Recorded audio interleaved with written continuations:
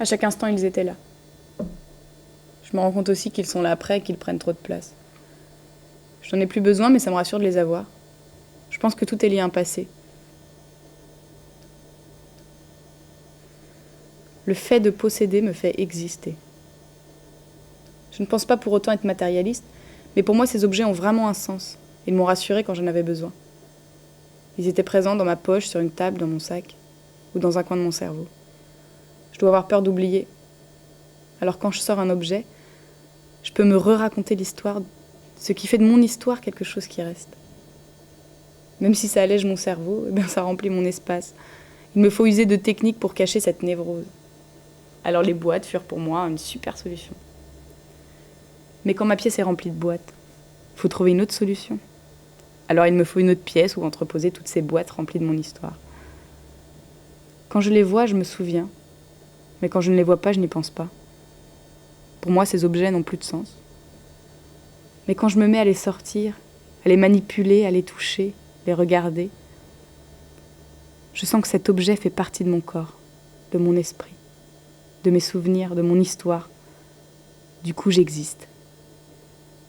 Y a-t-il une solution à ça ? Du fétichisme sentimental. Je ne saurais expliquer pourquoi je garde telle ou telle chose plutôt qu'une autre. Il y a quelque chose d'intime entre ces objets et moi. Nous sommes proches. Ils vont m'apporter quelque chose. Ce sont comme des petits rituels. J'aime me dire qu'un jour, je créerai quelque chose avec cet objet. Ils ont pour moi un sens. Quand on m'offrait un nounours, je lui enlevais l'étiquette et à partir de ce moment, il prenait vie. Il devenait proche de moi.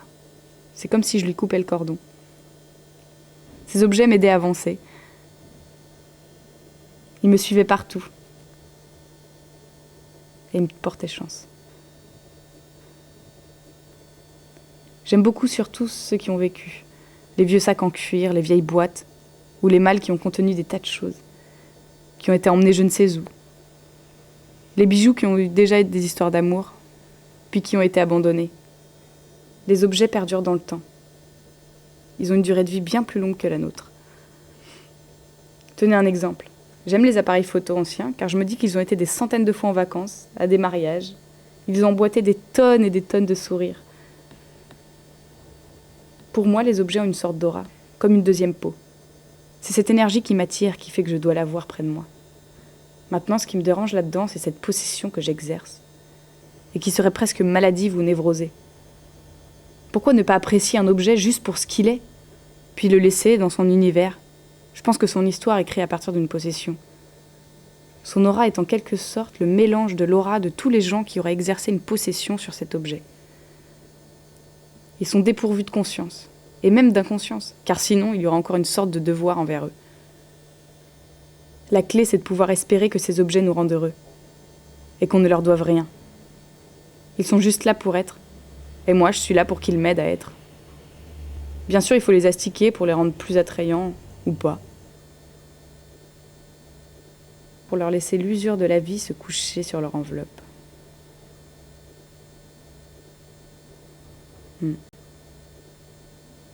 Là, j'ai plein d'enveloppes. Vu que je garde les lettres que j'ai reçues, je garde aussi les enveloppes. Mais j'ai jamais collectionné les timbres. Mais j'aurais pu. Quoiqu'à partir d'un certain âge, on ne reçoit plus de jolies lettres. EDF, Trésor Public, France Télécom et la banque ne mettent plus de timbres sur leurs enveloppes. Remarque, c'est écolo. Le fétichisme de la marchandise est le phénomène par lequel, dans la production capitaliste, la marchandise sert de support au rapport de production entre les humains, donnant ainsi l'apparence que les rapports sociaux de production sont des rapports entre les choses. J'ai peur de regretter. La culpabilité, aussi l'abandon. Ne pas être abandonné, donc ne pas vouloir abandonner qui que ce soit ou quoi que ce soit. Pourtant, je pense en avoir conscience. Alors je pourrais jeter. Mais non, je veux garder. Et je veux encore chiner. Ça me plaît. Je me suis dit un jour que j'allais ouvrir une brocante. Mais j'aurais du mal à laisser les gens emporter ce que j'aime. Et si quelqu'un de mal prenait une chose qui a beaucoup de valeur à mes yeux, et qui ne lui rendait pas l'image de ce que ça a été pour moi ? Non, c'est pas possible. En plus, je me dirais, quand je paye mon loyer, tiens, je paye avec mon petit Mickey en caoutchouc que j'avais eu dans un Kinder à 8 ans, la valise en bois de mon grand-père et l'appareil photo qui a pris tant de souvenirs de sourires de mon existence. Oh non, je peux pas. Non, non. Je suis prête à tout lâcher. Mais il me faut des certitudes concernant ma vie, mon futur. C'est une histoire de sécurité et de maturité. Puis de ne pas vouloir oublier le passé. J'aimerais entreprendre des choses qui me mènent quelque part, sans avoir besoin de posséder quoi que ce soit. Je ne veux pas d'argent. Je ne l'aime pas. Il est pas bon. De toute façon, j'arrive pas à le garder.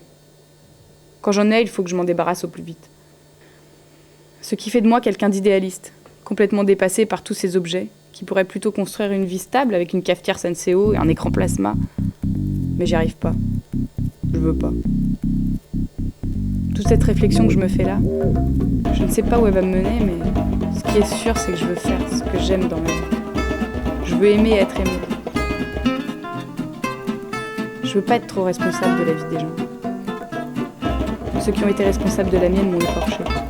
Alors si un jour je veux l'être, il va falloir que je me prouve à moi-même que je peux m'occuper de plein de trucs sans être dépassée par les événements.